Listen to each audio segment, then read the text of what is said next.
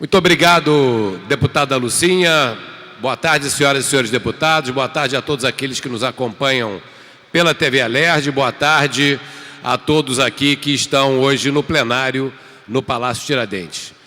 Deputada Lucinha, o tema que eu trago à discussão foi tratado já por diversos parlamentares nessa sessão e eu acho que é o tema do momento no nosso Estado, é a assinatura do Plano de Recuperação Fiscal. Eu já havia me pronunciado sobre esse tema ontem, mas eu acho que esse tema merece ser melhor detalhado, pois ele impactará diretamente no dia a dia da nossa população.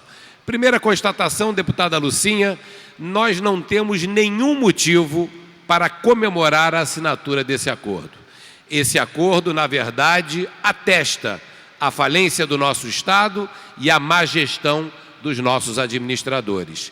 É a saída possível que foi viabilizada através de lei federal, mas uma saída que exigirá muitos sacrifícios, seriedade e disciplina na sua execução. É importante que o carioca e o fluminense tenha muito claro que a assinatura do acordo que foi feito ontem em Brasília não tira o Rio de Janeiro da crise, não garante de maneira efetiva o equilíbrio das contas do Estado.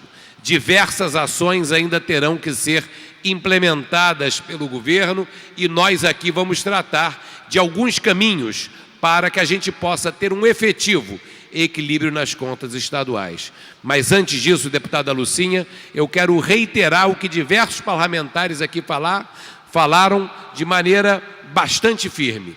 Nós repudiamos que autoridades do governo federal, mas notadamente do Ministério da Fazenda, venham ditar ou exigir ou definir quais são as políticas públicas e quais são as decisões que deva tomar o Rio de Janeiro. Não é de competência do governo federal tomar essas decisões. Essas decisões são privativas dos representantes da população do Estado do Rio de Janeiro aqui no plenário dessa Assembleia Legislativa.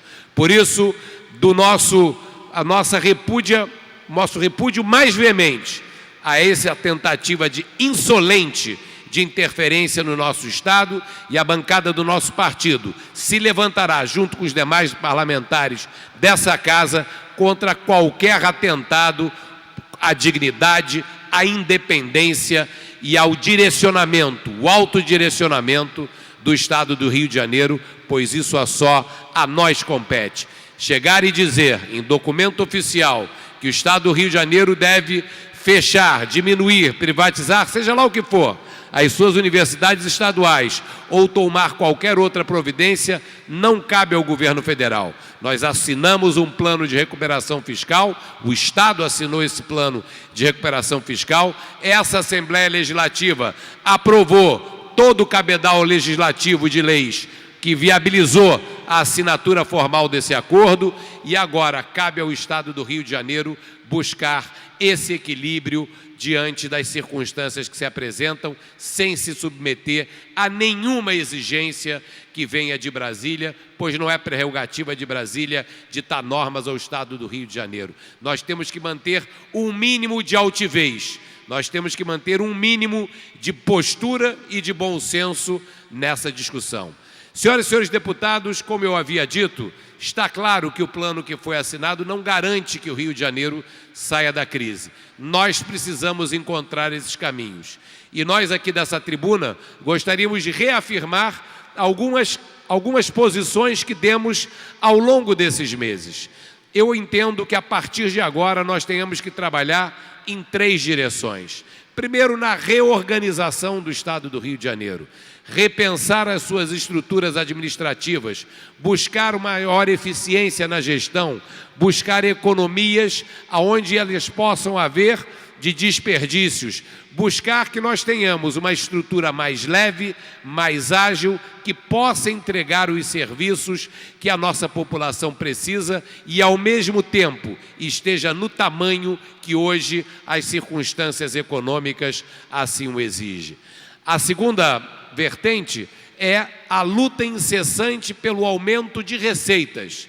Nós precisamos fazer as receitas do Estado crescerem sem novos tributos, com combate firme e contumaz à sonegação. Existem estimativas, senhoras e senhores, do Tribunal de Contas do Estado, que dão conta, senhora presidente, que quase 10 bilhões de reais são sonegados por ano aqui no Rio de Janeiro. E a Secretaria de Estado de Fazenda tem se mostrado incompetente para promover essa arrecadação. Nós, através da Comissão de Economia e também da Comissão de Tributação, estamos em diálogo com a Secretaria de Fazenda e a Subsecretaria de Arrecadação para verificar, do ponto de vista legal, o que mais é necessário fazer, mas também para cobrar dos dirigentes da Secretaria de Fazenda um esforço continuado 24 horas em busca de maior arrecadação. Nós sabemos que existem problemas de desvios, inclusive de corrupção, que já graçou em tempos passados no âmbito da Secretaria de Fazenda. Por isso precisamos de transparência, comprometimento e da parte legislativa nós estaremos endereçando esses temas em reuniões já agendadas na Comissão de Tributação e também na Comissão de Economia.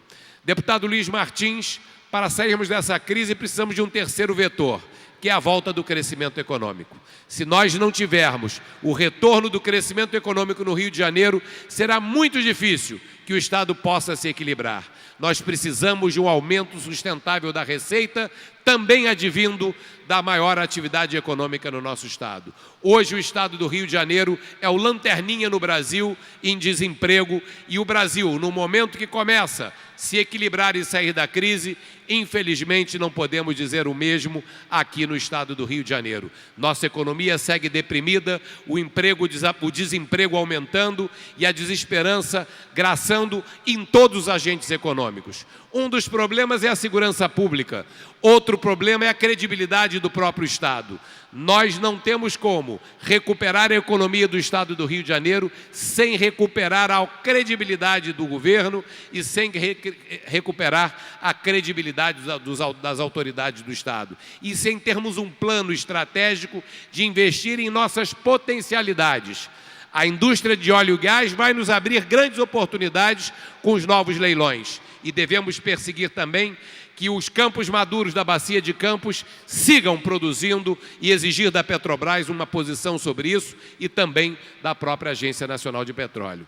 Senhora Presidente, o trabalho vai ser árduo nas próximas semanas e nos próximos meses. E nós teremos que estar à altura das nossas responsabilidades. Cabe a nós também apontar o futuro. Cabe a nós também apontar alternativas. Mas nós temos o dever de julgar aqueles que colocaram o Rio de Janeiro de joelhos e jogaram no fundo do poço. Está chegando, senhora Presidente, a hora de julgarmos as contas do governo do ano de 2016, que foram rejeitadas por unanimidade pelo Tribunal de Contas. E a população do Rio de Janeiro, os cariocas e fluminenses, vão exigir de cada parlamentar que tenham a altivez e sejam corretos nesse julgamento, pois se as contas forem reprovadas, estará configurado o crime de responsabilidade e isso poderá ensejar, inclusive, na punição definitiva naqueles que jogaram o Rio de Janeiro no buraco. Ao encerrar, senhora Presidente, gostaria de comentar um outro tema importante para o município da capital, para a nossa cidade do Rio de Janeiro.